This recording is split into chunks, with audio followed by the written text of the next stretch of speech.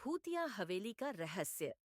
शहर से दूर घने जंगलों के बीच एक छोटा सा गांव था। इस गांव में एक पुरानी हवेली थी जिसे लोग भूतिया हवेली कहते थे। कहते हैं कि इस हवेली में रात के समय अजीब अजीब आवाजें आती थीं। कोई रोने की आवाज सुनता तो कोई किसी के चीखने की। गांव के लोग इस हवेली के करीब जाने से भी डरते थे।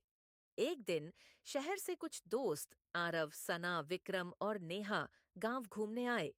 गांव वालों ने उन्हें उस हवेली के बारे में बताया, लेकिन आरव को इन बातों पर विश्वास नहीं था।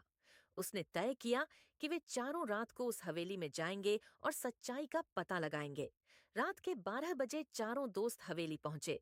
हवेली के अंदर का माहौल बहुत डरावना था। पुराने फर्नीचर, टूटे हुए शीशे और दीवारों पर अजीब आकृतियां। अचानक हवेली का दरवाजा अपने आप बंद हो गया। सब डर गए, लेकिन आरव ने उन्हें शांत रहने को कहा। हवेली के अंदर चलते चलते उन्हें एक तहखाने का दरवाजा मिला। जैसे ही उन्होंने दरवाजा खोला, नीचे से ठंडी हवा का झोंका आया। नीचे अंधेरा था, लेकिन उनके पास टॉर्च थी। वे धीरे धीरे सीढ़ियां उतरने लगे। तहखाने में पहुंचते ही उन्हें एक पुरानी डायरी मिली। डायरी में लिखा था कि यह हवेली कभी एक अमीर जमींदार की थी, जिसने अपनी हवेली में काम करने वालों पर बहुत जुल्म किए थे। उन जुल्मों का बदला लेने के लिए कुछ नौकरों ने जमींदार को मार डाला और उसकी आत्मा इस हवेली में कैद हो गई। जैसे ही उन्होंने डायरी पढ़ना खत्म किया, अचानक चारों ओर से चीखने की आवाजें आने लगीं। सना ने पीछे मुड़कर देखा तो एक साया उनकी ओर बढ़ रहा था। वह साया जमींदार का भूत था। चारों दोस्त डर के मारे भागने लगे, लेकिन हवेली का दरवाजा बंद था। तभी विक्रम को डायरी में लिखा एक मंत्र याद आया।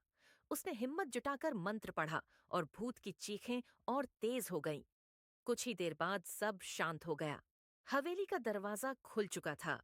चारों दोस्त दौड़कर बाहर निकले और फिर कभी उस हवेली की ओर मुड़कर नहीं देखा।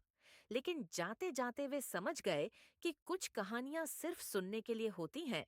उन्हें सच साबित करने की कोशिश नहीं करनी चाहिए। क्या आप भी उस हवेली में जाने की हिम्मत करेंगे?